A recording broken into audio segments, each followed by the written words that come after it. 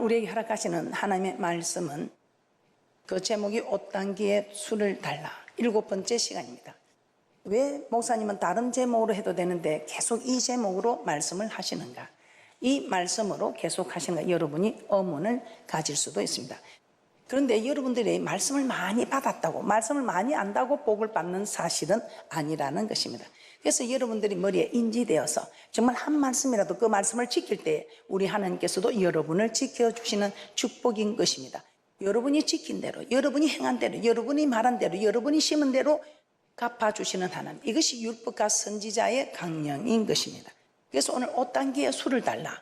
좀 여러분들 이 말을 들으면 참 그래도 술을 모르는 사람 있습니까? 옷단기에 술을 왜 달라 했을까? 이 술을 볼 때마다 하나님께서는 계명을 기억하라. 왜 계명을 기억해야 하는가? 이 계명을 기억하여 지키는 자가 거룩한 자가 된다 이 말. 이 거룩한 자가 왜 되어야 하는가? 저 거룩한 성에는 거룩한 자가 들어간다 이 말입니다. 나중에 가서 바깥 어둠에 쫓겨나서 설 비우며 일을 가는 일이 없도록 여러분들은 깨어서 말씀에 순종하는 귀하고 복된 분들 되시기를 주님의 이름으로 축복합니다. 자, 그러면 옷단기에 술을 다는 이유가 하나님의 말씀을 지키다. 그럼 어떤 말씀을 어떻게 지켜야 하는가? 여러분이 궁금할 것입니다. 그래서 하나씩 체계적으로 이 계명은 하나님 사랑, 이웃 사랑입니다. 이 하나님을 사랑하고 이웃 사랑하는데 제가 하나님을 사랑하는 것이 무엇인가? 지금 시간 말씀드리고 있습니다. 하나님을 사랑하는 것이 무엇인가? 교회를 사랑하는 것이다. 그러면 교회를 사랑하는 것은 구체적으로 어떤 것인가? 교회를 자랑하는 것이다.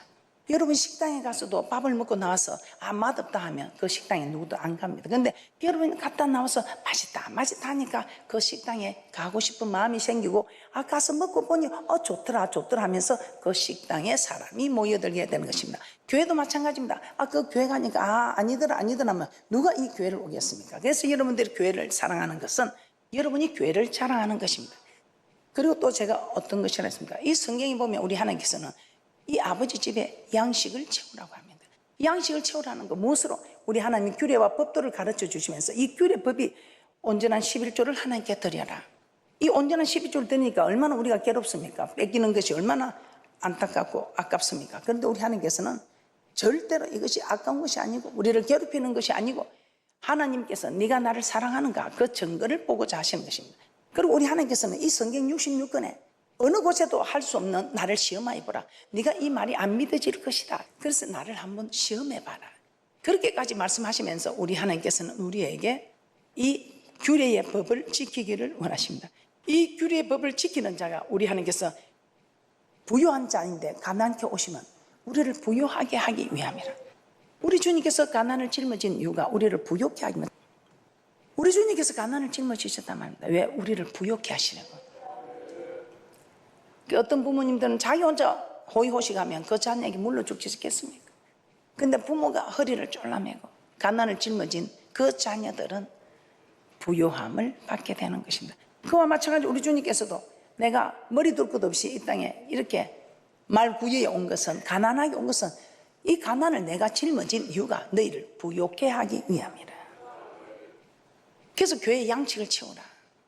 아무나 우리 하나님 복을 줄 수 있습니까? 우리 하나님이 어떤 사람 복 주고 어떤 사람 이거 아니. 우리 하나님 여호와 약속의 하나님 1.1도 변함이 없이 말씀대로 이루어 가시는 여호와 약속의 하나님입니다 이 말입니다. 그래서 자, 복 줄 자 이렇게 해라. 네가 내 집에 양식을 채우면 내가 네 집에 양식을 채운다. 이것이 우리 하나님께서 약속한 말씀이다 이 말입니다. 그런데 이렇게 하면 시험하게 보면 반드시 이루어지더라 이 말입니다. 저는 이 모든 걸 이루어보고 확신이 된 것을 여러분에게 말할 수 있는 것입니다. 그런데 하다가 조금 어려우면 그만두면 아니 된다는 것입니다. 봄에 씨를 뿌리면 여름에 태풍을 만나고 떼약볕을 쪼야 여러분 가을에 추수의 기쁨을 누릴 수 있는 것입니다. 그래서 여러분들이 11조 하다가 좀 어렵다고 또 그만두고 하지 마시고 그 떼약볕의 과정을 태풍의 과정을 견디셔서 모두 부자가 되는 건재물 얻는 능의 축복자들 되시기를 주님의 이름으로 축복합니다.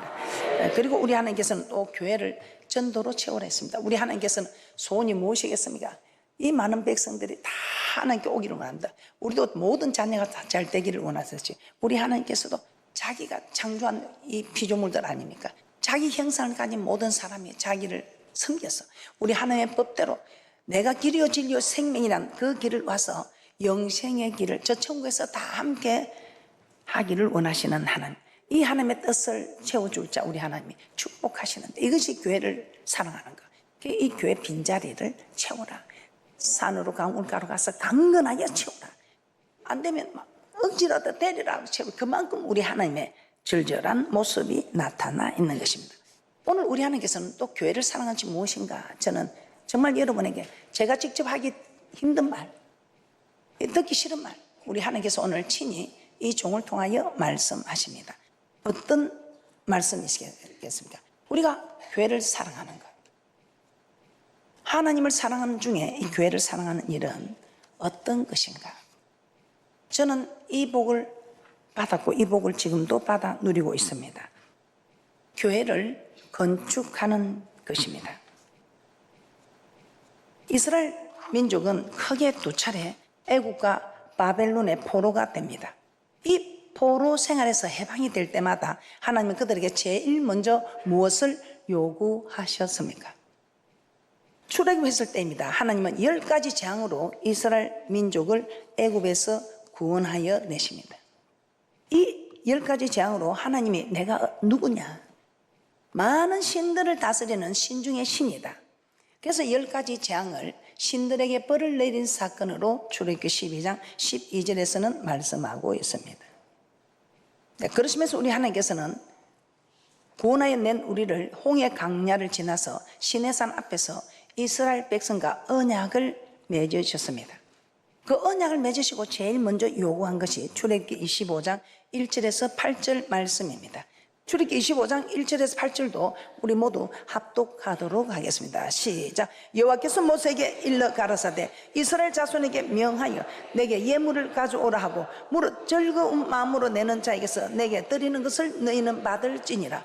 너희가 그들에게서 받을 예물은 이러하니 금과 은과 녹과 청색, 자색, 홍색 실과 가는 배실과 염소 털과 붉은 물들인 수양의 가죽과 해달의 가죽과 조각목과 등류와 간류에 드는 향품과 분향할 향을 만들 향품과 호마노며 애복과 홍피에 물릴 보석이니라. 내가 그들 중에 거할 성소를 그들을 씻겨 나를 위하여 짓되. 나를 위하여 좀 지어달라. 그런데 이 물질도 우리 하나님께서 지난 시간 제가 말씀을 드렸습니다.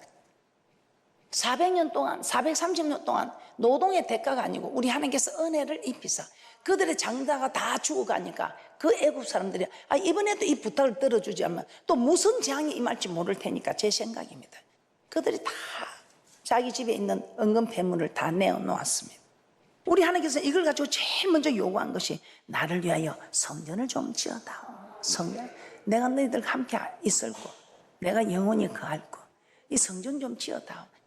너희들이 내가 시키는 대로 해도 내가 복을 줄 것인데 나를 위해서 이 성전 짓는 일을 하면 내가 얼마나 너희들을 기뻐하겠느냐 이 말입니다. 그래서 8절 제가 한 번 더 봉독해 드리도록 하겠습니다. 내가 그들 중에 거할 성소를 그들을 씻겨 나를 위하여 짓되. 우리 하나님 모세를 시켜서 이스라엘 자손들에게 예물을 가져오라 명하시고 그것으로 성소를 건축하도록 명령하셨습니다. 그리고 바벨론 포로 생활에서 이스라엘 민족을 회복시킬 때도 그렇습니다. 애굽에서 종살이하는 그 애굽 사람 이스라엘 백성들은 달리 바벨론에서의 포로 생활은 이스라엘 백성이 하나님과의 언약을 어기고 하나님의 말씀대로 살지 않았기 때문에 그들이 지금 포로에 잡혀 있었던 것입니다. 우리 하나님께서는 언약을 어긴 이스라엘 자손을 바벨론에 포로로 잡혀가게 하시고 약속하신 대로 70년 만에 예루살렘으로 다시 돌아오게 하십니다. 그때 하나님께서 바사왕 고레스의 마음을 감동시켜서 명령하신 일이 있습니다. 우리 하나님께서 바사국의 이방 나라국의 고레스와 마음을 감동시키셔서 우리 하나님 명령을 하십니다. 에스라 1장 1절에서 3절 말씀입니다. 시작.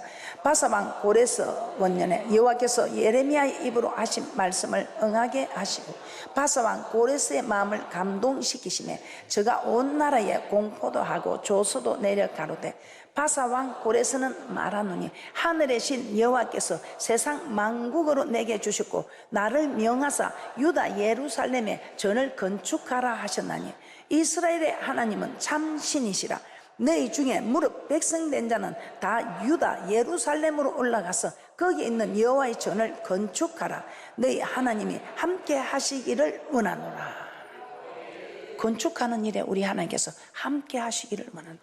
이 이스라엘 백성들이 깨닫지 못하니까 그런지 바사랑 고레스의 마음을 감동시켜서, 야, 너희들 성기는 이스라엘 하나님은 참신이다, 참신. 너희 중에 무릇 그 백성이라고 생각하는 자는 다 유다 예루살렘으로 올라가서 거기 있는 여호와의 전을 건축하라. 그렇게 할 때 하나님께서 너희와 함께 할 것이다.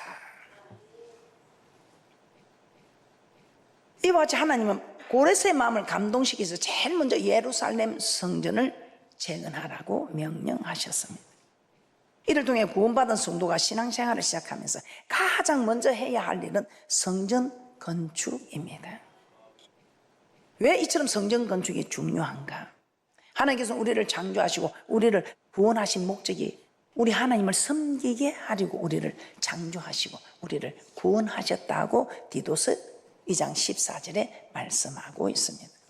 출애기보다 보면 계속해서 출애기 3장 12절부터 출애기 7장 16절 8장 1절 8장 20절 9장 1절 9장 13절 10장 3절 곳곳에 내 백성을 보내라. 그들이 나를 섬길 것이니라.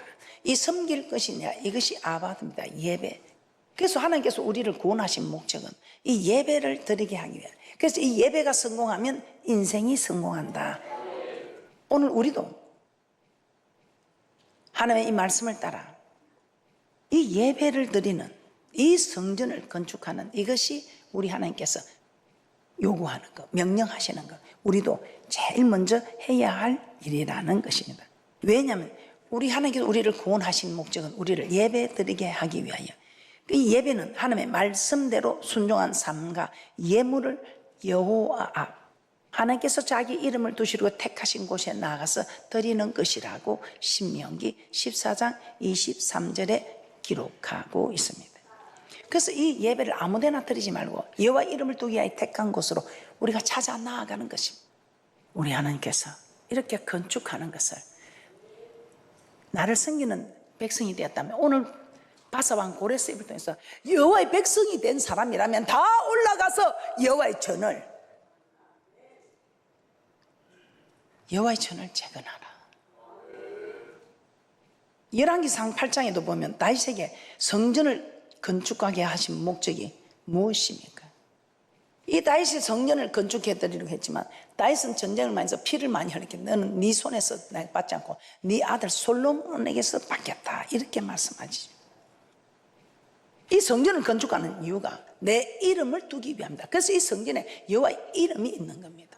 내 이름을 두기 위함이다. 내 이름을 위하여 이 전을 좀 지어다오. 내가 이 전에 영원히 거하고 싶다. 그래서 이 성전은 여호와의 눈이 있고 마음이 있고, 이 성전에서 우리 하나님 왜 이렇게 내가 영원히 거하고 싶다. 열왕기상 8장 16절, 정말 이름을 두기 위해서 성전을 건축해 달라고 하는지 한번 보겠습니다. 열왕기상 8장 16절입니다. 합독합니다. 시작. 내가 내 백성 이스라엘을 애굽에서 인도하여 낸 날부터 내 이름을 둘 만한 집을 건축하기 위하여 이스라엘 모든 지파 가운데서 아무 성읍도 택하지 아니하고 다만 다윗을 택하여 내 백성 이스라엘을 다스리게 하였노라 하시니라. 열왕기상 8장 18절도 한번 보겠습니다. 여호와 이름을 두기 위해서 성전을 건축해 달라고 하셨다고. 여호와 이름을 위하여 계속해서 말씀하는데 오늘 이 18절만 한번 보도록 하겠습니다. 열왕기상 8장 18절입니다. 함께 합독합니다. 시작. 여호와께서 내 부친 다윗에게 이르시되 내가 내 이름을 위하여 전을 건축할 마음이 있으니 이 마음이 내게 있는 것이 좋도다. 우리 하나님께서는 이 마음이 있는 것이 좋다. 그런데 아들 솔로몬을 통해서 받으시겠다고 말씀합니다. 그리고 역대하 7장 16절에서는 이 성전을 택하고 거룩하게 구별하여 이곳에 여호와의 이름을 영원히 두시겠다고 말씀하고 있습니다. 역대하 7장 16절입니다. 역대하 7장 16절입니다. 시작. 이는 내가 이미 이 전을 택하고 거룩하게 하여 내 이름으로 여기 영영이 있게 하였습니다. 내 눈과 내 마음이 항상 여기 있으리라. 그래서 우리는 여러분이 하나님의 백성이 되었다면 성도에 있어 성전을 건축하는 일은 하나님께 예배드릴 처소를 자기 손으로 건축하여 드리는 것입니다.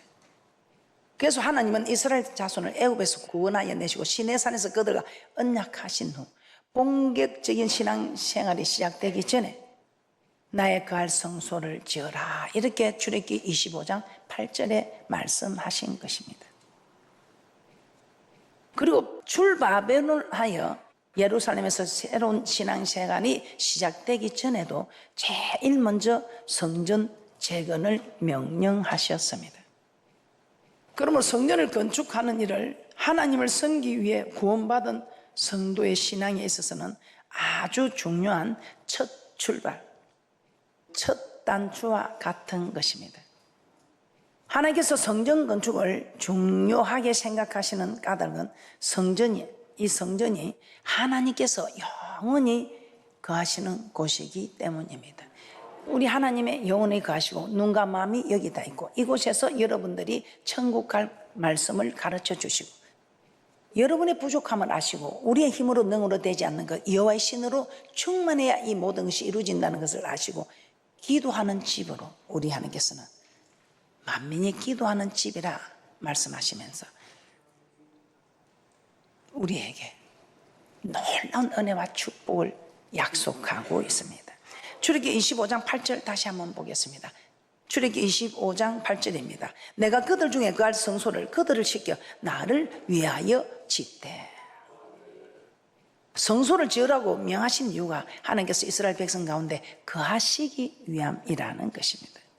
다윗에게 성전 건축을 허락하실 때도 성전을 가리켜 나의 거할 집이라고 말씀하셨습니다. 나의 거할 집, 우리 하나님께서 거할 집, 나의 거할 집. 사무엘하 7장 5절입니다. 사무엘하 7장 5절에 나의 거할 집. 가서 내 종 다윗에게 말하기를 여호와의 말씀이 내가 나를 위하여 나의 거할 집을 건축하겠느냐. 나의 거할 집, 우리 하나님이 거하는 집. 열왕기상 8장 13절입니다. 이 13절에서는 나의 거할 집을 우리 하나님께서는 더 확실하게 영원히 내가 거할 처소다, 이렇게 말씀하고 있습니다. 열왕기상 8장 13절입니다. 열왕기상 8장 13절입니다. 내가 참으로 주를 위하여 계실전을 건축하여 사오니 주께서 영원히 거하실 처소로소이다 하고, 성전을 건축한다는 것은 구원받은 성도가 하나님께 예배드릴 처소를 자기 손으로 짓는 것입니다. 주께서 영원히 거하실 처소, 곧 여호와의 이름을 영원히 두실 집을 우리 손으로 건축하는 것입니다. 이 얼마나 영광스러운 일이며 또한 하나님께서 기뻐하시는 일이겠습니까? 아직까지 성전을 건축하지 못하였다면 지금부터라도 시작하셔야 합니다. 혹 성전이 이미 건축되었다면 성전을 재건하는 데 동참하시기 바랍니다. 이 하나님께서 다윗을 얼마나 기뻐하셨습니까? 왜냐면요, 오늘 다시 배양목궁에 누워 있습니다. 그런데 나는 아버지도 알아주지 않던 그 왕으로 기름 부을 때 이 다윗은 막내인데 그냥 부르지도 않았습니다. 아버지도 알아주지 않던 나를 이스라엘의 주권자로 세운 하나님이, 나는 배양목궁에 누웠는데 우리 하나님은 휘장 속에 있다 이 말입니다. 아, 이거 말이 안 되는 일이다, 말이 안 되는 일이다. 내가 누구 덕에 이렇게 이스라엘의 주권자가 되었는데 나는 배양목궁에 있고 우리 하나님은 휘장 가운데 있다니. 그래서 나단 선지자를 불러서 나단 선지자요, 내가 이 하나님의 전을 지어드리겠습니다. 내가 무엇이 부족합니까?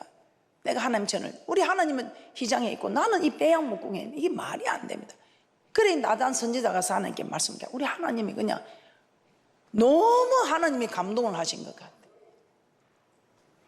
야, 내가 어느 사사에게 어느 집파에게 내가 성전을 지어달라고 말한 일이 있느냐? 없다. 그런데 내 종 다윗이 자기를 위해서 이 성전을 지어드렸다는 게 얼마나 하나님이 감동을 하시고 다윗에게 가서 너 이렇게 말하라.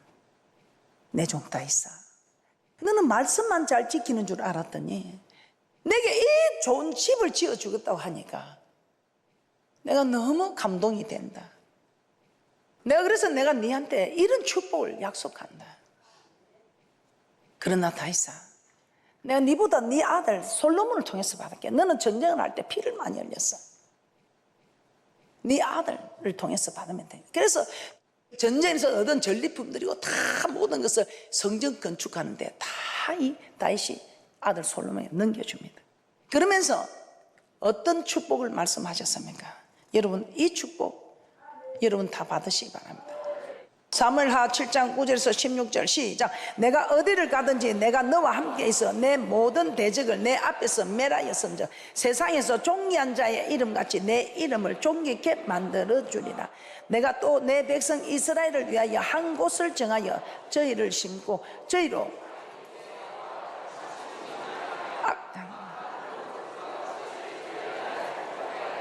전에 내가 사사를 명하여 내 백성 이스라엘을 다스리던 때와 같이 앉게 하고 너를 모든 대적에게서 벗어나 평안케 하리라. 여호와가 또 내게 이르노니 여호와를 위하여 집을 이루고 내 수완이 차서 내 조상들과 함께 잘 때에 내가 내 몸에서 날 자식을 내 뒤에 세워 그 나라를 경고케 하리라. 저는 내 이름을 위하여 집을 건축할 것이요 나는 그 나라 위를 영원히 경고케 하리라. 나는 그 아비가 되고 그는 내 아들이 되리니 저가 만일 죄를 범하면 내가 사람 막대기와 인생 채찍으로 징계하느니와 내가 내 앞에서 패한 사울에게서 내 은총을 빼앗은 것 같이 그에게서는 빼앗지 아니하리라. 내 집과 내 나라가 내 앞에서 영원히 보존되고 내 위가 영원히 견고하리라 하셨다 하라. 아멘.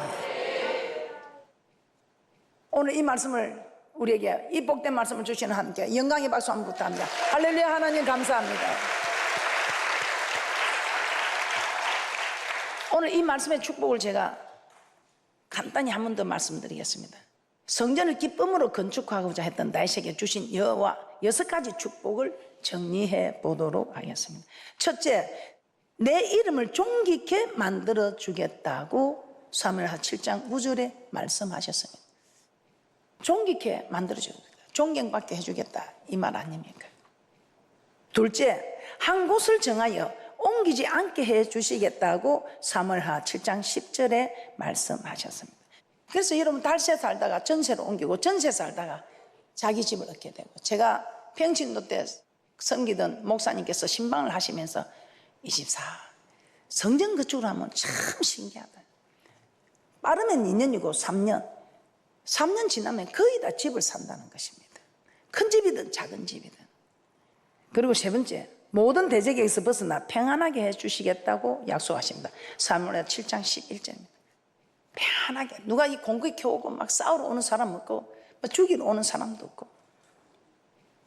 넷째, 집을 이루어 주시겠다고 약속하셨습니다. 집을 이루어 주시겠다, 이거는 이 집을 이루어 주시겠다, 이 말씀은 제게는 그런 믿음으로 왔습니다. 우리 가문을 세워주겠다. 내가 하나님 말씀대로 이 순종하면 우리 하나님께서 우리 집안을 이루어 주시겠다. 여러분은 집안을 이루기 싫으십니까? 우리 힘으로 뭐 어떻게 해서 집안을 이루겠습니까? 그런데 오늘 이 말씀대로 정말 우리 하나님의 이 성전에 기뻐하고 동참하며 집을 이루어 주겠다. 모두 집을 이루어 가시는 축복자들 되시기를 주님의 이름으로 축복합니다. 그리고 이 하나님의 법이 제일 쉬운 겁니다. 다섯째, 은총을 빼앗지 않겠다고 약속하셨습니다. 그 사울은 말 한마디 안 듣는다고 바로 은총을 빼앗아 버렸죠. 왕위를 피해버렸습니다. 그런데 우리 하나님은 인생 채찍과 막짓대기로 내가 다스릴지라도 은총을 빼앗지는 않겠다. 여섯째, 내 위를 영원히 견고케 해 주시겠다고 약속하셨습니다. 그래서 그 솔로몬이 그 못된 짓을 해도 우리 하나님이, 그리고 그 솔로몬 뒤를 또 르호보암 왕이 그 위를 견고케 그대로 이어갈 수 있는, 뭘 해서 이런 축복을 우리가 받겠습니까? 그런데 우리 하나님 나를 위하여 좀 지어다오, 나를 위하여 좀 지어다는 그 명령에 우리가 순종할 때에 저는 정말 이 하나님의 법은요, 가문이 필요합니까? 학벌이 필요합니까? 인물이 필요합니까? 실력이 필요합니까? 뭐가 필요합니까? 아무것도 아니에요. 그러나 이 하나님 말씀에 순종하는 그것도 내 마음은 됩니까? 안 되죠. 그런데 내가 하나님 저 부족해요, 좀 도와주세요 하면 하나님이 도와주시더라고요. 그러니까 우리가 할 수 있는 일은 하나님의 말씀을 듣고, 이 말씀이 하나님께서 하신 말씀이구나, 이 말씀이 성경에 있는 말씀이구나, 그러면 이 말씀은 천지가 없어지지, 1.1도 없어지지 않는 이 말씀은, 이 말씀을 내가 그럼 해보자. 근데 내가 안 되는 거예요. 그런데 기도하니까, 그러면 나도 너를 용서 못한다. 하나님 그런 법이 어디 있어? 제가 그걸 깨달았으면 주기도문에 보니까 우리가 우리에게 죄 지은 자를 사하여 준 것 같이 우리 죄를 내가 사해 줄 때에 우리 하나님께서 우리의 죄를 사해 주신 거예요. 그래서 지금까지 제 기억에는 내가 미워하는 사람이 없어요. 우리 이는 복 받아야 되지 않겠습니까? 이는 복 한번 받아 보입시다. 오늘은 그냥 복된 말씀 하려합니다. 오늘은 좀 여러분 축복도 받고 기분도 좋아라. 오늘 복된 말씀만 받으시고 하나님께 영광 드리는 귀하고 복된 분들 되시기 바랍니다.